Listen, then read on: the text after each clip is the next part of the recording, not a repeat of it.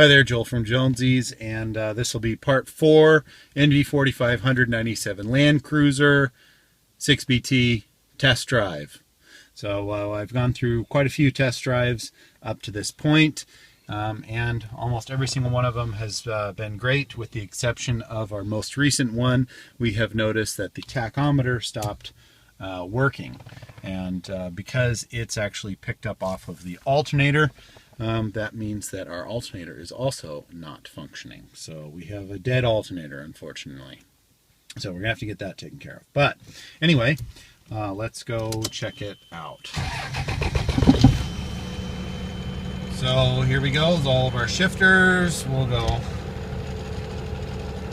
low, high, two-wheel drive, high. Make sure we've been futzing around with those, so I think we're good to go there.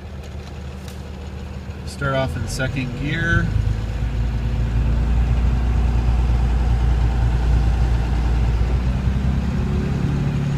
Kind of roll up the windows so that everybody can get an idea how quiet it is.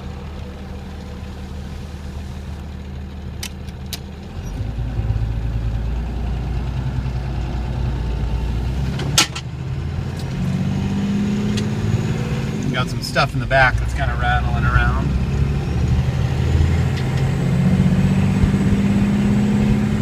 And these twin stick transfer case shifters kind of rattle around a little bit because I don't have the lock nuts put on them yet. So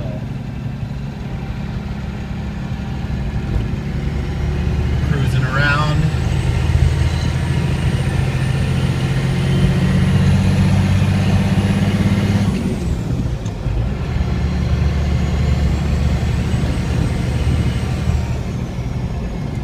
Land Cruiser feels really tight. Everything seems really solid.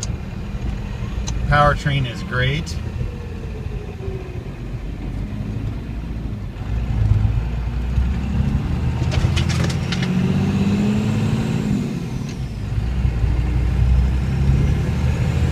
Speedometer needs to be calibrated. I test drove it with the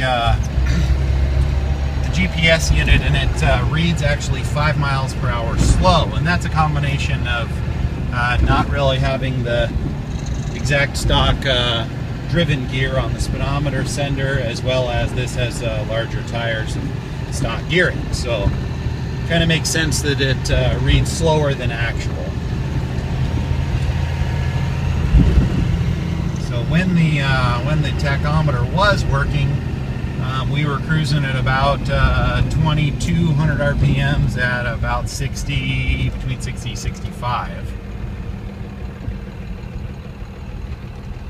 And the NV4500 kind of has a granny low, which is pretty great, nice for off-roading, because you hardly ever have to use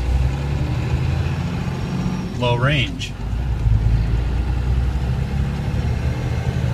And if you're going to be going down a hill, you can skip third to fifth.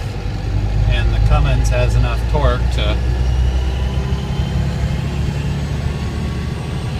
pull right out of it.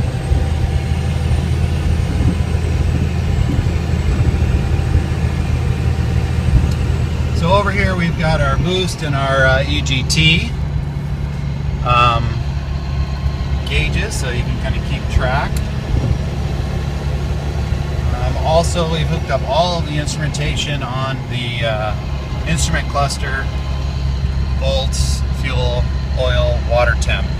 One thing that we haven't hooked up and we haven't really made any provisions for is the oil level light, and that's the little light that you see down there that when your stock gasser motor runs low on oil, that light turns on. So we'll disconnect that and not try and hook up the oil level sensor light.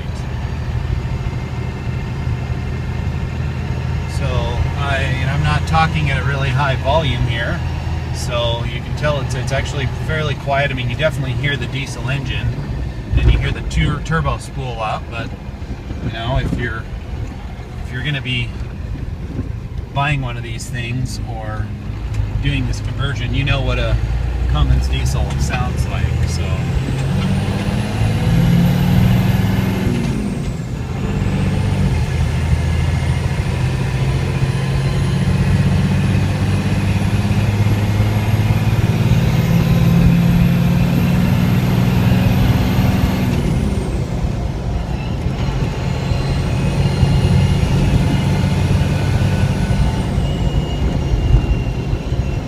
not a whole lot of rattling.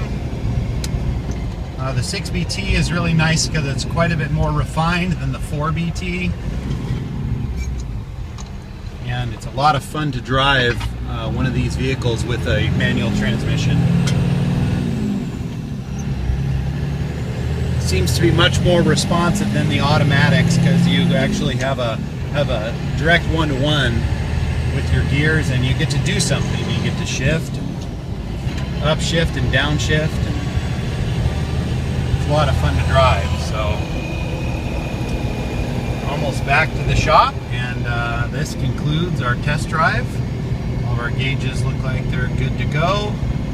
When we get back to the shop, I'll verify that the cooling fans have turned on and that the cooling seems to be working, and then we'll check for leaks and make sure everything is good to go. Thanks for watching, and don't forget to subscribe to the YouTube channel.